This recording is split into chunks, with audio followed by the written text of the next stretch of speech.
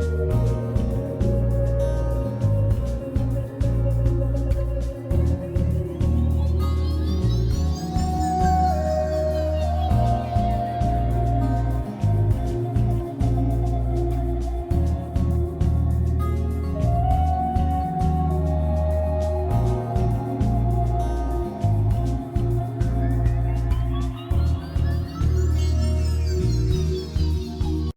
Evening everyone.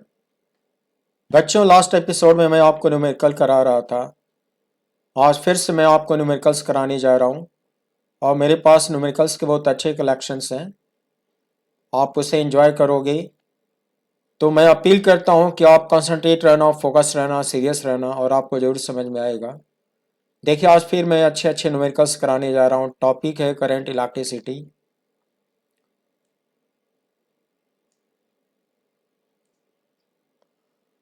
For a given cylindrical conductor, the magnitude of the current density J vector is given as k into r square, where k is a positive constant and r is the radial distance of a point from the axis of the cylindrical conductor. Find first part the total current I flowing through the conductor. Second part average current density J at every cross section of the conductor. Third part the ratio of current from r equals 0 to r equals r by 2 divided by current from r equals r by 2 to small r equals capital R. And fourth part of this question is small r such that current between r equals 0 to r equals r equals current between small r equals small r to small r equals capital R. बच्चों, इस question में total 4 part दिए गए हैं और ये बहुत ही important question है। ये कई बार बहुत सारे कॉम्पिटिशन्स में रिपीट हुआ है। इसको सॉल्व करने में कैलकुलस मेथड यूज होगा। क्यों होगा आपको समझ में आ रहा है। See the below figure. मैं फिगर का रेफरेंस लूँगा इसको एक्सप्लेन करने के लिए। जब मैं आपको इलेक्ट्रिकल कनेक्शन का टॉपिक पढ़ाया था तो वहाँ पे जे वेक्टर और टोटल करंट का रिलेशन पढ़ाया था। प्यारे बच्चों, इस डायग्राम में एक सिलिंड्रिकल कंडक्टर है और ये कंडक्टर यूनिफॉर्म क्रॉस सेक्शन का है जिसका रेडियस है कैपिटल आर। आपकी क्वेश्चन में current density vector radial distance r का फंक्शन दिया है, तो उसको यूज करने के लिए इसमें एक रिंग सेगमेंट कट करना पड़ेगा। क्रॉस सेक्शनल प्लेन में एक ऐसा रिंग सेगमेंट लिया जाएगा जिसका रेडियस स्मॉल आर होगा और जिसका थिकनेस डी आर होगा। डी आर थिकनेस की रेड कलर की जो स्ट्रिप होगी, उस स्ट्रिप का जो प्लेन होगा वो क्रॉस सेक्शनल प्लेन में होगा और इस रेड कलर के स्ट्रिप का एरिया वेरी स्मॉल होगा और उस एरिया वेक्टर का डायरेक्शन इसके प्लेन पे परपेंडिकुलर होगा। आई मीन परपेंडिकुलरली राइटवर्ड मैंने जूम कर लिया, parallel to J vector. Current इसमें राइटवर्ड जा रही है तो जे वेक्टर भी राइटवर्ड होगा और ये जो स्ट्रिप काटे हो डी आर थिकनेस की, उसका very small area D S vector वो भी परपेंडिकुलरली राइटवर्ड होगा। बच्चों, हम लोग ये कहेंगे कि इस पतली सी रिंग स्ट्रिप से पास करने वाली करंट वेरी स्मॉल होगी, उसको कैलकुलस नोटेशन में डी आई लिखा जाएगा। और मैं पहले आपको सिखा चुका हूँ कि डी आई की वैल्यू होती है J vector dot D S vector. D I को J dot D S explain किया जाएगा। देखिए, मैं आपको करके दिखाता हूँ। The total current I equals integral of di is it has to be integrated on the whole cross sectional area। इसको हम लोग कहेंगे सरफेस इंटीग्रल, इसलिए यहाँ पे सबस्क्रिप्ट एस को बनाया गया है। डी का डेफिनेशन पढ़ा हूँ J dot D s, it has to be integrated on the whole cross sectional area. बच्चों, डायग्राम में आप देख सकते हो कि जे वेक्टर राइटवर्ड है और इस रिंग स्ट्रिप का डी एस वैक्टर भी राइटवर्ड है। ये दोनों वेक्टर पैरेलल है, तो जब इस डॉट को ओपन किया जाएगा तो मिलेगा modulus of J vector into modulus of D S vector into cos theta cos zero. पूरे क्रॉस सेक्शन को कवर करने के लिए इसमें स्मॉल आर की जो लिमिट होगी 0 टू कैपिटल आर होगी, स्मॉल आर की लिमिट होगी 0 टू कैपिटल आर। ऐसा करोगे तो इसका पूरा क्रॉस सेक्शन कवर हो जाएगा और होल क्रॉस सेक्शन से गुजरने वाली टोटल करेंट आई की वैल्यू सॉल्व हो जाएगी। बच्चों आपके क्वेश्चन में जो जे वेक्टर है वो रेडियल डिस्टेंस का फंक्शन है, तो जे वेक्टर का मॉडुलस के आर स्क्वायर गिवन है और जो डी एस होगा वो रिंग स्ट्रिप का एरिया होगा और पतली से रिंग स्ट्रिप का एरिया होता है circumference into thickness, that is 2 pi R D R. Cos theta cos 0 1, 2 pi के कांस्टेंट होगा, बाहर निकालो। बच्चों इंटीग्रल में मिलता है r cube d r, limit 0 to capital R. 2 pi के रिपीट करो, आर क्यूब डी आर का इंटीग्रल होता है पावर 4/4, लिमिट पुट करो 0 टू कैपिटल आर। अब स्मॉल आर की जगह पे एक बार अपर लिमिट रखो, फिर माइनस के बाद लोअर लिमिट रखो। 4 को आउटसाइड ले लो, 4 आउटसाइड लोगे तो कैंसिल आउट होने के बाद बचेगा पाई के बाई 2। अपर लिमिट रखने पर मिलेगा capital R power 4, minus lower limit रखने पर आएगा 0 पावर 4। सॉल्व करने पर टोटल करंट की वैल्यू आ जाती है पाई के आर पावर 4/2। ये तुम्हारा आंसर हो गया। तो बच्चों मैंने total current passing through whole of the cross sectional area first part मैंने इसका सॉल्व कर दिया। सेकेंड पार्ट में पूछा है द एवरेज करंट डेंसिटी। बच्चों इसका थ्योरेटिकल कॉन्सेप्ट में पहले ही पढ़ा चुका हूँ। जब एवरेज करंट डेंसिटी पूछा जाता है तो whole of the current upon whole of the cross sectional area से डिवाइड किया जाता है। डेल्टा आई का मतलब हुआ whole of the big current, that is I, and whole of the cross sectional area, that is pi capital R square. Current I की value आपने derive किया है, उसको न्यूमरेटर में पुट करो, पाई आर स्क्वायर से डिवाइड करो, कैंसिल आउट होने पर बचेगा के आर स्क्वायर बाई 2। बच्चों के आर स्क्वायर बाई 2 हो गया, एवरेज करंट डेंसिटी का आंसर हो गया। थर्ड पार्ट में जो पूछा है सी द बिलो सोल्यूशन। बच्चों थर्ड पार्ट में दो करंट का रेशियो पूछा था। जो करंट न्यूमरेटर में होगी वो स्मॉल आर इक्वल्स 0 से small r equals r by 2 pass करेगी। जो करंट डिनोमिनेटर में होगी वो कैपिटल आर बाई 2 से कैपिटल आर लिमिट तक पास करेगी। तो इन दोनों करंट का रेशियो निकालना है। बच्चों पिछले पेज पर जो आपने करंट का डेरिवेशन किया है सिर्फ उसमें लिमिट चेंज कर देनी है। न्यूमरेटर की करंट फाइंड करने के लिए आर की लोअर लिमिट 0 होगी और आर की अपर लिमिट आर बाई 2 होगी। डिनोमिनेटर की करंट फाइंड करने के लिए स्मॉल आर की लोअर लिमिट आर बाई 2 होगी और स्मॉल आर की अपर लिमिट कैपिटल आर होगी। 2 पाई के कांस्टेंट कॉमन आया, वो कैंसिल आउट हो जाएगा और आर क्यूब डी आर का इंटीग्रल आर पावर 4/4 होगा। फिर यहाँ पे लिमिट पुट करी जाएगी, फिर यहाँ पे लिमिट पुट करी जाएगी। 4 को बाहर निकाला जाएगा, 4 को बाहर निकाला जाएगा और ये जो क्वांटिटी कॉमन है वो कैंसिल आउट हो जाएगी। फिर यहाँ पे upper limit minus lower limit, फिर यहाँ भी upper limit minus lower limit put किया जाएगा। बच्चों कैंसिल आउट होने के बाद मैंने यहाँ लिमिट पुट कर दिया, r by 2 power 4 minus 0 power 4 and this will be capital R power 4 minus r by 2 power 4। प्यारे बच्चों आप इसको सिंप्लीफाई करोगे, capital R power 4 numerator denominator से कैंसिल हो जाएगा और सॉल्व करने पर बचेगा 1/15। तो ये जो आपका थर्ड पार्ट था उसका आंसर आ गया 1/15। Done. Fourth part of the question,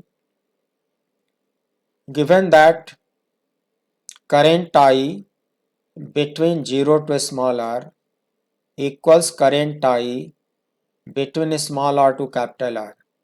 ये बच्चों कंडीशन गिवन है कि अगर इस लिमिट में दोनों करंट इक्वल हो जाए तो स्मॉल आर की वैल्यू निकालो। तो ये करंट को निकालने के लिए कैलकुलस मेथड का जो सॉल्यूशन है वह इस्तेमाल होगा। तो मैंने जो इंटीग्रल था उसको रिपीट कर डाला और लिमिट लगा दिया 0 to स्मॉल आर, ऐसा ही बोला है। फिर करंट का जो इंटीग्रल था यहाँ पे रिपीट कर डाला, लिमिट लगा दिया small r to capital R, यहाँ से उठा लिया limit small r to capital R. बच्चों 4 को बाहर निकालो, यहाँ भी 4 को बाहर निकालो, जो कॉमन क्वांटिटी है उसको कैंसिल करा दो, उसके बाद upper limit minus lower limit करो। यहाँ पे अपर लिमिट रखोगे तो स्मॉल आर पावर 4 आएगा, माइनस 0 पावर 4 आएगा, फाइनली बचेगा स्मॉल आर पावर 4।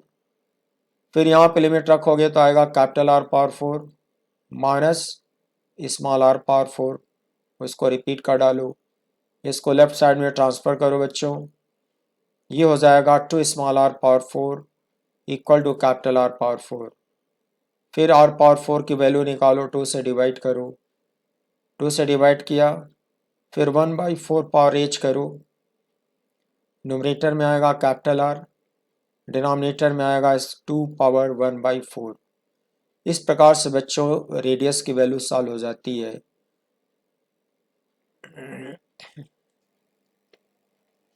बच्चों क्वेश्चन में जो स्मॉल आर की वैल्यू पूछा है वो मैंने सॉल्व कर दिया, आंसर आता है capital R divided by 2 raise to power 1/4।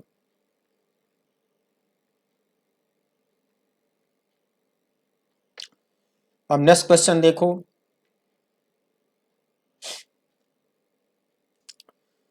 The current flowing through a resistance of 2 ohm is shown below for 20 seconds. Find out the total heat energy produced. यार बच्चों इसमें करंट का एक ग्राफ दिया हुआ है, उस ग्राफ में ये दिखाया कि 0 से लेकर 10 सेकेंड तक करंट कांस्टेंट है इक्वल टू 5 एम्पियर, और between 10 to 20 seconds current linearly decrease हो रही है और 5 एम्पियर से डिक्रीज होकर 0 हो जाती है। आई मीन 10 to 20 में करंट वेरिएबल मानी जाएगी, 0 से 10 में करंट कांस्टेंट मानी जाएगी। तो देखिए मैं टोटल हीट प्रोड्यूस निकालता हूँ। For the time interval t lying between 0 to 10 second I equals 5 ampere constant. मैंने आपको जूल सेटिंग इफेक्ट पढ़ाया, हीट एनर्जी प्रोड्यूस का फॉर्मूला बताया, delta H equals integral I square r e t limit T1 to T2।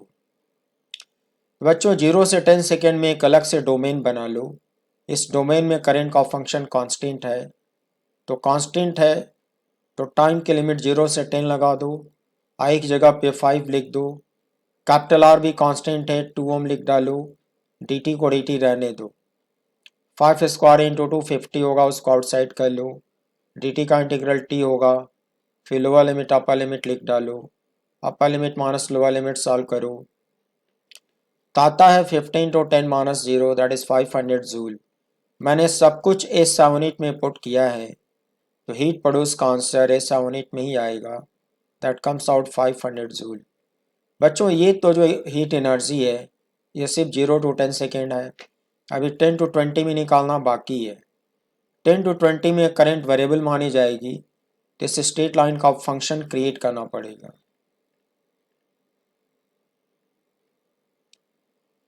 For the time interval 10 second less or equal to t less or equal to 20 second, I mean time के इस domain में current एक linear function है, तो उसको एक simple expression लिखा जाएगा equals a t plus b t, where a and b are constants and this is straight line equation। बच्चों a और b इसमें अननोन है, उसको सॉल्व करने के लिए ग्राफ से बाउंड्री कंडीशन लेनी पड़ेगी। ग्राफ में देख रहे हो कि when time reads 10 second then current is 5 ampere, when time reads 20 second then current is 0। देखो मैं दिखाता हूँ, जब टाइम की वैल्यू 10 सेकेंड होगी तो करंट की वैल्यू 5 एम्पियर होगी, जब टाइम की वैल्यू 20 सेकेंड होगी तो करंट की वैल्यू घट के 0 हो जाएगी। इसको हम लोग मैथ की लैंग्वेज में बाउंड्री कंडीशन बोलते हैं, और इस कंडीशन को इस इक्वेशन में सब्स्टिट्यूट करो। पहले आई को 5 लिखो, टी को 10 लिखो, सही इक्वेशन 1। फिर आई को 0 लिखो, टी को 20 लिखो, सही इक्वेशन नंबर 2। अब इन दोनों को सॉल्व करो, सॉल्व करके और बी की वैल्यू निकालो, देखो कैसे आएगा। By solving these two equations we get small a equals minus 0.5 and small b equals plus 10। बच्चों दोनों को सॉल्व करके मैंने ए और बी की वैल्यू निकाल ली। यहाँ पे ए और बी की वैल्यू लीनियर एक्सप्रेशन में पुट कर दिया तो current as a function of time मुझको मिल गई। फिर जब डेल्टा एस टू निकालना होगा तो टाइम का डोमेन होगा 10 to 20, फार्मूला होगा integral I square R D T. अब आई की वैल्यू वेरिएबल है, यहाँ पे ला के ब्रैकेट में रख दो, आर की वैल्यू स्टिल 2 ओम होगा, इंटू डी टी करो। बच्चों होल स्क्वायर के फार्मूले से इस ब्रैकेट को ओपन करो तो आता है 0.25 into T square minus 10t plus 100 into 2dt। Is it? अब बच्चों यहाँ से 2 को कॉमन ले लो, फिर इन तीनों में dt को मल्टीप्लाई कर दो और इंटीग्रेट करो। 2 को कॉमन ले लिया, 0.25 टी स्क्वायर का इंटीग्रल होगा, 0.25 को अलग से लिखो और टी स्क्वायर डी टी का इंटीग्रल होगा t³/3। फिर माइनस 10t dt आएगा, माइनस 10 को अलग लिखो, t dt का इंटीग्रल आता है t²/2। फिर आएगा प्लस 100 dt, 100 को अलग लिखो, dt का इंटीग्रल आएगा t। लिमिट पुट कर डालो 10 to 20। फिर t की जगह पे अपर लिमिट रखो, फिर माइनस के बाद t की जगह पे लोअर लिमिट रखो। बच्चों सबसे पहले जहाँ जहाँ t लिखा हुआ है वहाँ पे अपर लिमिट 20 रखी जाएगी। सी हो गया यहाँ पे t का 20, फिर यहाँ सेकेंड टर्म में t का 20, थर्ड टर्म में t का 20, फिर माइनस लगेगा, फिर t का लोअर लिमिट 10 लिखा जाएगा। तीनों ही टर्म में t का लोअर लिमिट 10 मैंने लिख डाला। अब बच्चों इसको सॉल्व किया जाएगा। इसको सॉल्व करने के बाद इतना आएगा, आप क्रॉस चेक कर लेना।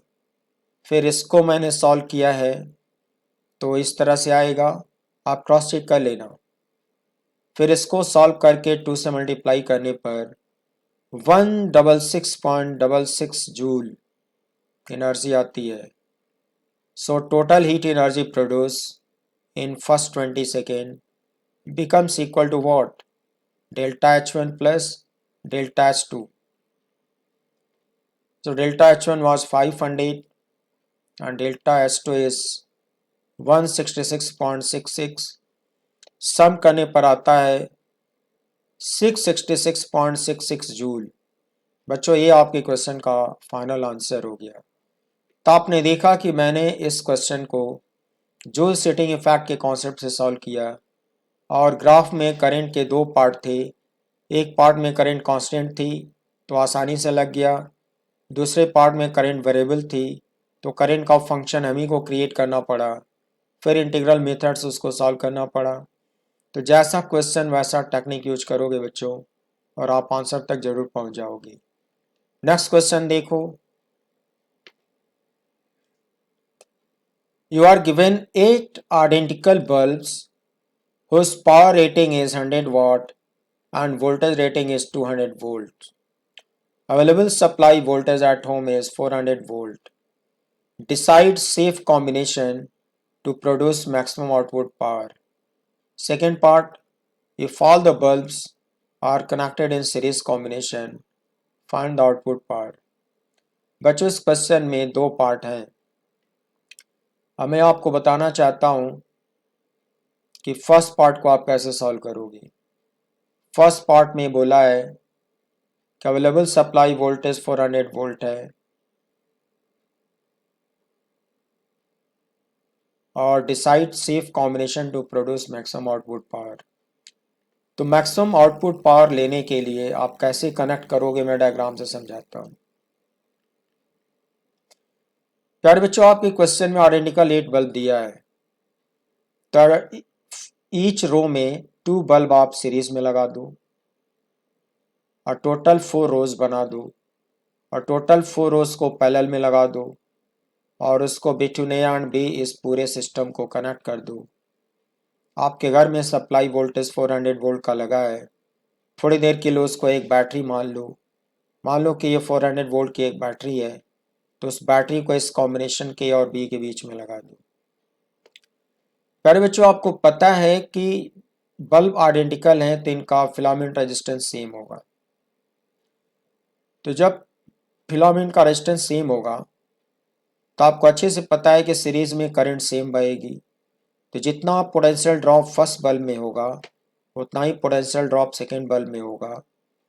और ए और बी के बीच में सीरीज में लगे हैं, तो ये जो दो बल्ब का कॉम्बिनेशन है बच्चों, इस दो बल्ब के कॉम्बिनेशन को कुल 400 वोल्ट मिलेगा। और सीरीज में वोल्टेज जुड़ता है और रेजिस्टेंस इक्वल है, तो 50% 200 वोल्ट इसको मिलेगा, 50% 200 वोल्ट इसको मिलेगा। Due to same reason each bulb को 200 वोल्ट मिलेगा और 200 वोल्ट ईच बल्ब का वोल्टेज रेटिंग है। तो जब ईच बल्ब को 200 वोल्ट मिलेगा तो अपने पावर रेटिंग के बराबर पावर प्रोड्यूस करेंगे। और ईच बल्ब का पावर रेटिंग दिया हुआ है 100 वाट। ईच बल्ब का बच्चों पावर रेटिंग दिया हुआ है 100 वाट। तो एक बल्ब मिलकर टोटल आपको कितना पावर देने वाले हैं? तो maximum power produce by all bulbs will be equal to 8 into 100 that is 800 watt. इससे अधिक पावर आपको नहीं मिल पाएगा। सभी बल्ब मिलकर आपको टोटल 800 वाट देंगे।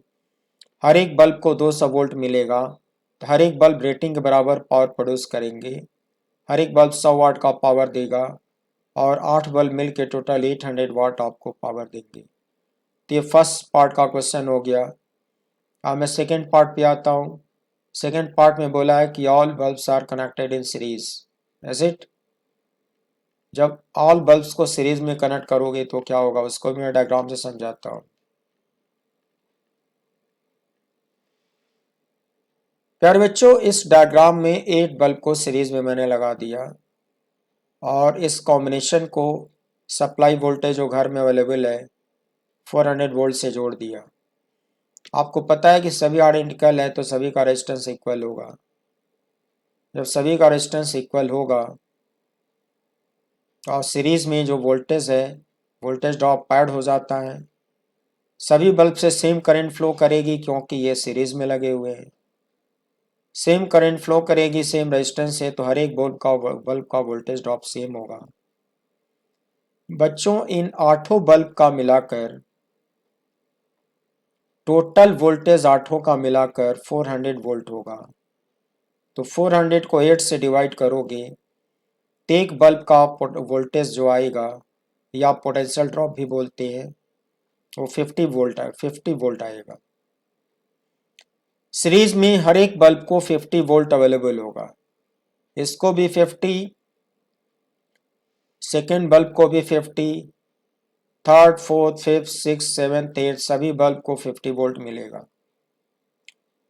बच्चों, आपको पता है कि वोल्टेज रेटिंग 200 वोल्ट है, लेकिन 200 वोल्ट मिलेगा नहीं, हर एक बल्ब को 50 वोल्ट मिलेगा, तो इनका आउटपुट पावर रेटिंग से कम होगा। तो उसको निकालने का तरीका क्या है? तरीका ये होगा बच्चों कि हर एक बल्ब का रेजिस्टेंस कांस्टेंट होता है क्योंकि वो फिलामेंट के डिज़ाइन पे डिपेंड करता है और सभी बल्ब आइडेंटिकल हैं, सभी का फिलामेंट एक जैसा होगा, हर एक बल्ब का कैपिटल आर कांस्टेंट होगा। और हम लोग जानते हैं कि ओमिक रेजिस्टेंस के लिए पावर डिसिपेटेड के 3 फार्मूले होते हैं। 3 में से एक फार्मूला होता है P + V² R। और जब हर एक बल्ब का R कांस्टेंट होगा तो फार्मूला बनेगा P = V²। Output power proportional to square of the available voltage. P = V² जो फार्मूला बनेगा, तो दो अलग अलग वोल्टेज के लिए रेशियो का फार्मूला क्रिएट कर सकते हो। तो बच्चों, रेशियो का फार्मूला बनेगा P2/P1 इक्वल्स V2² क्योंकि कैपिटल आर की वैल्यू हर एक बल्ब के लिए सेम होगा। फिर P2 का फार्मूला बना लो V2²/V1² इंटू P1। प्यारे बच्चों, V1 को सप्लाई वोल्टेज मान लो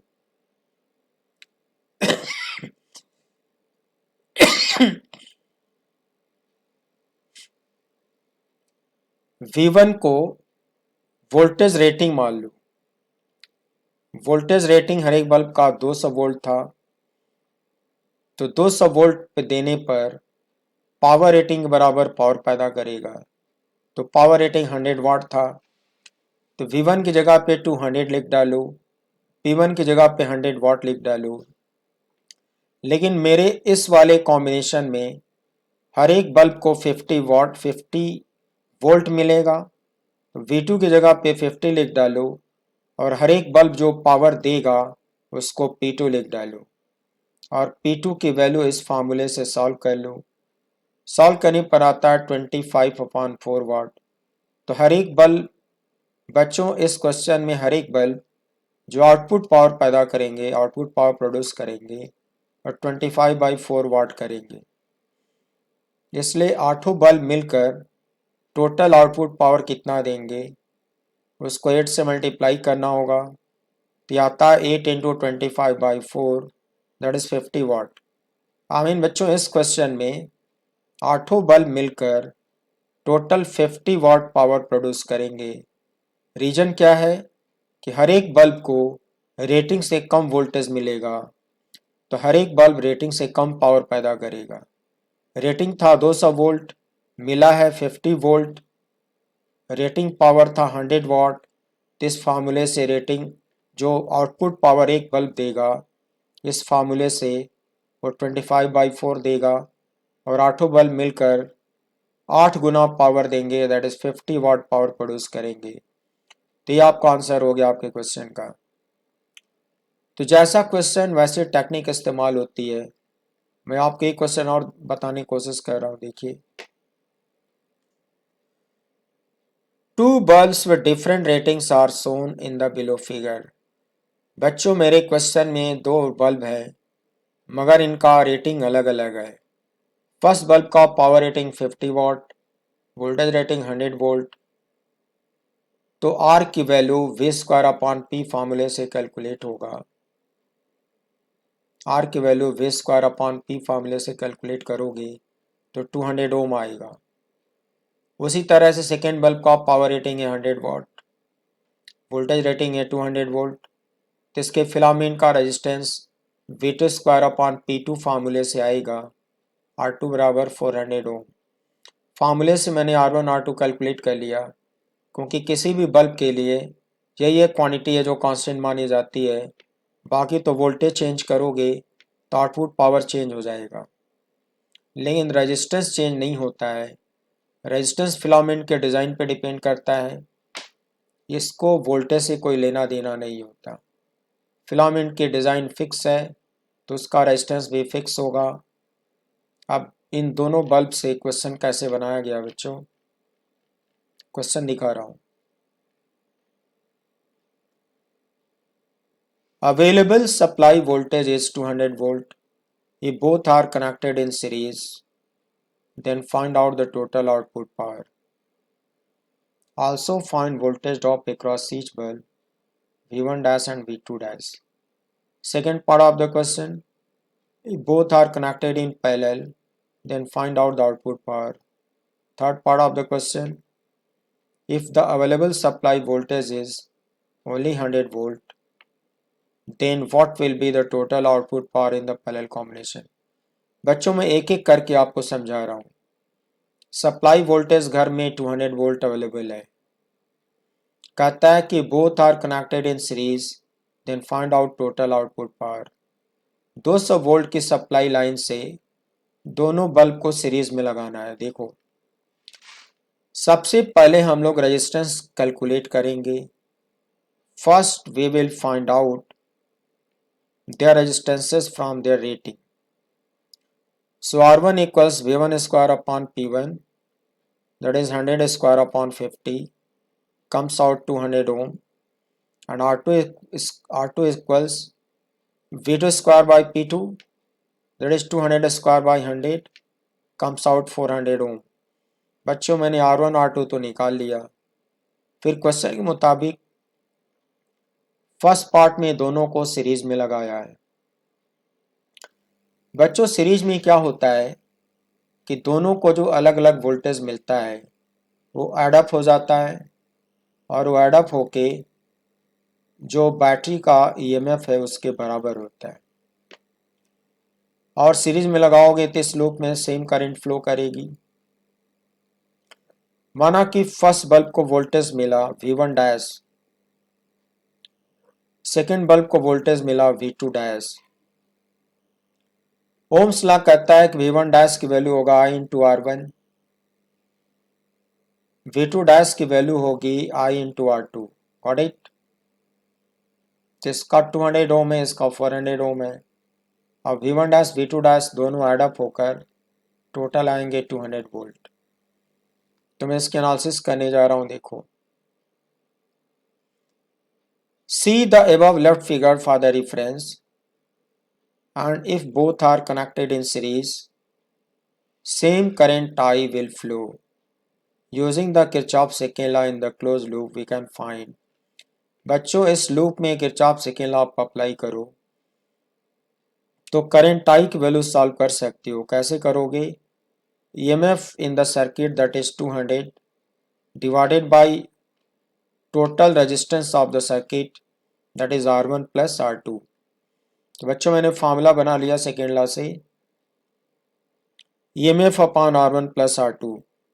R1 R2 की वैल्यू पुट कर दिया, करंट आई की वैल्यू आती है 1/3 ampere. Is it?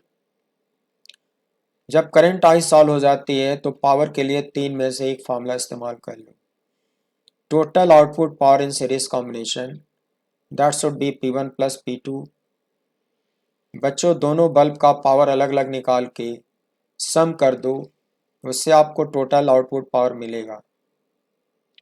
Formula use करने जा रहा हूँ I square R1 for P1 and I square R2 for P2। I square common ले लो, I की वैल्यू पुट कर डालो, फिर R1 R2 की वैल्यू पुट कर डालो। ये मिलता है 600/9। 600/9 को सिंप्लीफाई करो तो आता है 200/3 वाट। आमीन, जब दोनों बल्ब आप सीरीज में लगाओगे तो दोनों बल्ब मिलकर टोटल पावर प्रोड्यूस करेंगे 200/3। बच्चों, ये क्वेश्चन जैसा था, हेट्रोजीनियस रेजिस्टेंस होने की वजह से इसको मैंने रेजिस्टेंस मेथड से सॉल्व किया, क्योंकि दोनों बल्ब एक जैसे नहीं थे, डिफरेंट टाइप का रेटिंग था। तो ऐसे क्वेश्चन जब भी पूछे जाएं, आप रेजिस्टेंस निकाल लिया करो और रेजिस्टेंस मेथड से आप इस क्वेश्चन को सॉल्व किया करो। जैसा मैंने किया, इसको रेजिस्टेंस मेथड से आउटपुट पावर निकाला और आंसर तक में पहुंच गया। जब आइडेंटिकल बल्ब होते हैं तो वोल्टेज आसानी से डिवाइड हो जाता है, ऊपर वाले क्वेश्चन में दिखाया। लेकिन जब बल्ब आइडेंटिकल नहीं होते हैं तो रेजिस्टेंस मेथड से सॉल्व किया करो। क्वेश्चन का सेकेंड पार्ट देखो। फर्स्ट पार्ट में आपसे भी पूछा था voltage drop across first bulb that is V1 dash using Ohm's law that should B I into R1। I की वैल्यू 1/3, R1 की वैल्यू 200/3 वोल्ट। V2 डैश की value I into R2। I की value put करो, R2 से multiply करो, 400/3 volt. Done. See the previous right figure for the reference. If both are connected in parallel with 200 volt supply, each bulb will get the same voltage equal to 200 volt। प्यारे बच्चों, अगर दोनों bulb को parallel में लगाते हो, is it 100 volt की supply है आपके घर में, दोनों बल्ब को पैरेलल में लगाते हो, सबसे पहले आपके घर में 200 वोल्ट की सप्लाई है। 200 वोल्ट की सप्लाई में दोनों को पैरेलल में लगाओगे तो ईच बल्ब को 200 वोल्ट मिलेगा। देखो, ये क्वेश्चन, इसको सॉल्व करने के लिए ये राइट फिगर देखना होगा। इसमें बोला था कि उसी 200 वोल्ट की सप्लाई से इन दोनों को आप पैरेलल में लगा दो और टोटल आउटपुट पावर निकालो। तो प्यारे बच्चों, होगा क्या, रेजिस्टेंस को वोल्टेज से लेना देना नहीं है। R1 स्टिल 200 ओम होगा और R2 स्टिल 400 ओम होगा। लेकिन बच्चों आपको ये आइडिया है कि पैरेलल में दोनों को वोल्टेज सेम मिलेगा। इसको भी 200 वोल्ट मिलेगा, इसको भी 200 वोल्ट मिलेगा। तो रेटिंग आपने देखा था, जो फर्स्ट बल्ब का रेटिंग था उसका वोल्टेज रेटिंग 100 वोल्ट था। रेटिंग इसका 100 वोल्ट था मगर मिल रहा है इसको 200 वोल्ट, तो इसका फिलामेंट फ्यूज हो जाएगा। रेटिंग से ज़्यादा वोल्टेज देने पर बल्ब फ्यूज हो जाता है। आपके सेकेंड पार्ट में ये बल्ब फ्यूज हो जाएगा क्योंकि इसको दिया गया है 200 वोल्ट और रेटिंग है सिर्फ 100 वोल्ट। लेकिन इसका रेटिंग 200 वोल्ट है और इसको 200 वोल्ट मिल भी रहा है, तो ये बल्ब बचा रहेगा, सेफ रहेगा, फ्यूज नहीं होगा और रेटिंग के बराबर इसको वोल्टेज मिलेगा, तो ये रेटिंग के बराबर ही पावर प्रोड्यूस करेगा। सेकेंड बल्ब 100 वाट का पावर देगा, फर्स्ट बल्ब आपका फ्यूज हो जाएगा। देखिएगा, इस पार्ट में माना जाएगा कि फर्स्ट बल्ब तो फ्यूज हो जाएगा, करंट आउटर लूप में बहेगी, इसको रेटिंग के बराबर 200 वोल्ट मिलेगा, तो रेटिंग के बराबर 100 वाट प्रोड्यूस करेगा, ये फ्यूज हो जाएगा। दोनों बल्ब मिलकर 100 वाट का पावर प्रोड्यूस करेंगे। बच्चों, क्वेश्चन के सेकेंड पार्ट में ये बोला है कि अगर 200 वोल्ट हटा के 100 वोल्ट की सप्लाई लाइन जोड़ दी जाए तब दोनों मिलकर कितना आउटपुट पावर देंगे। 100 वोल्ट लगाने पर डायग्राम चेंज हो जाएगा। देखिए आप,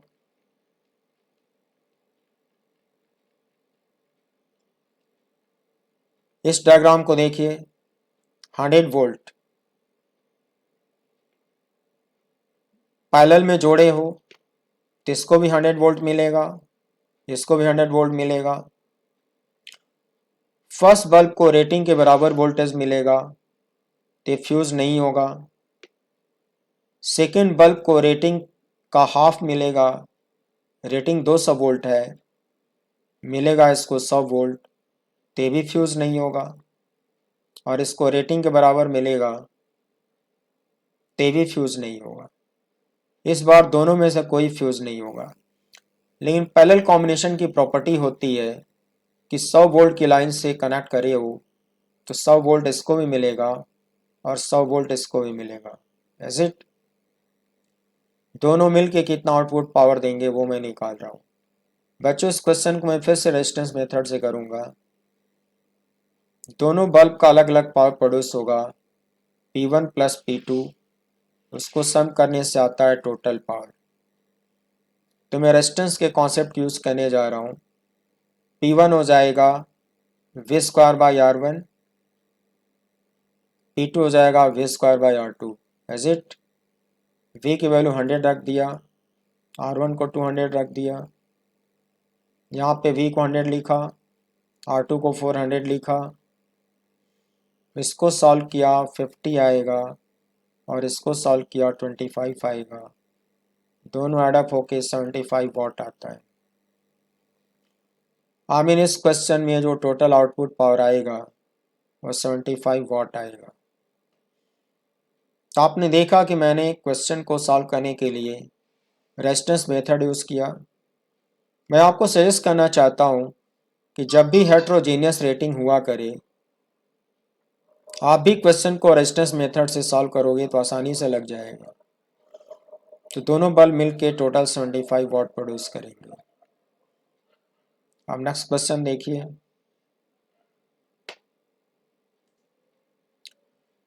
For the two different ohmic resistances R1 and R2, voltage V versus current I, graph is given in the next figure. Find out the ratio R1 upon R2. बच्चों, इस question में graph दिया हुआ है। दो ओमिक रेजिस्टेंस है, एक R1 है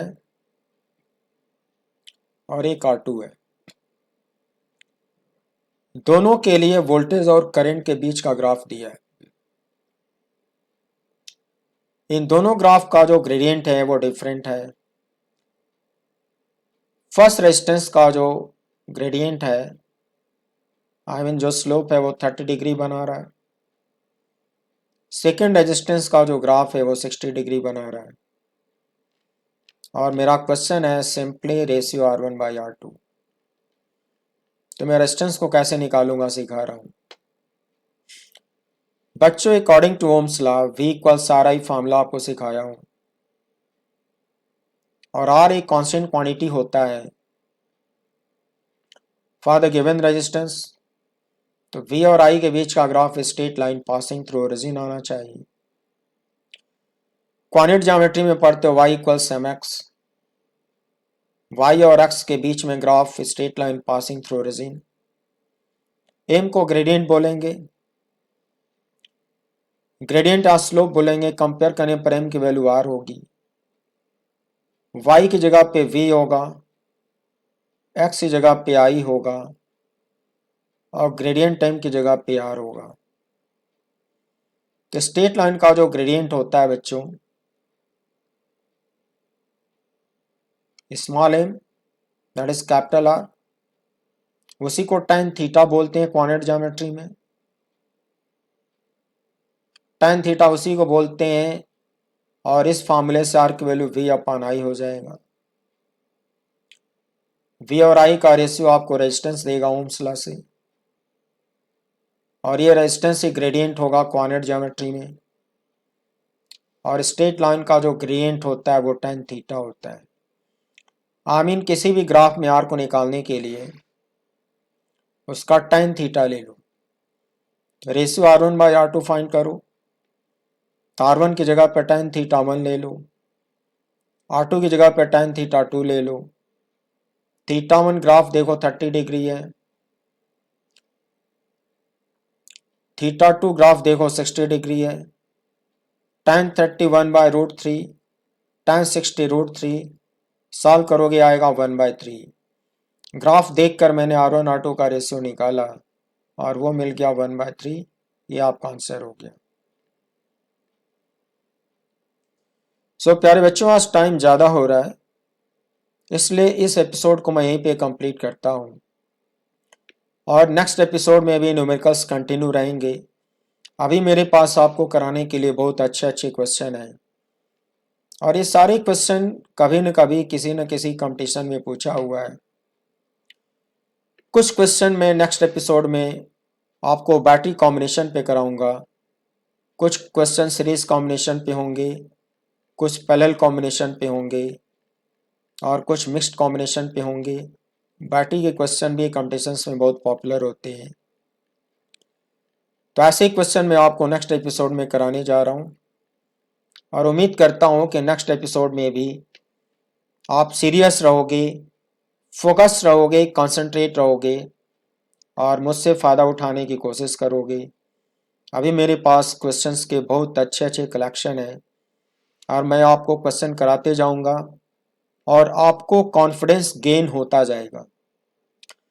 बच्चों, किसी भी एजुकेशन या स्टडी में क्या होता है, किसी भी लेवल पे जब आप थ्योरी पार्ट पढ़ते हो तो पूरा समझ में नहीं आता है, स्पेशली इंजीनियरिंग और साइंस में बता रहा हूँ।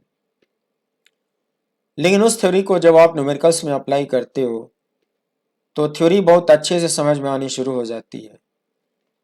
इसलिए एप्लीकेशन पार्ट को ठीक से प्रैक्टिस करना और ठीक से समझना और समझाना जरूरी होता है। इसलिए मैं सफिशिएंट नंबर ऑफ न्यूमेरिकल्स आपको कराऊंगा, और आपको इस चैप्टर पे कमांड हो जाएगा, डर निकल जाएगा। तो नेक्स्ट एपिसोड में आप मेरे साथ बने रहिएगा, मैं आपको फिर से न्यूमेरिकल कराऊंगा और आपको समझ में आएगा। सो प्यारे बच्चों, इतनी देर तक पेशेंस के साथ मेरे साथ बने रहने के लिए thank you very much, and wish you good night. See you again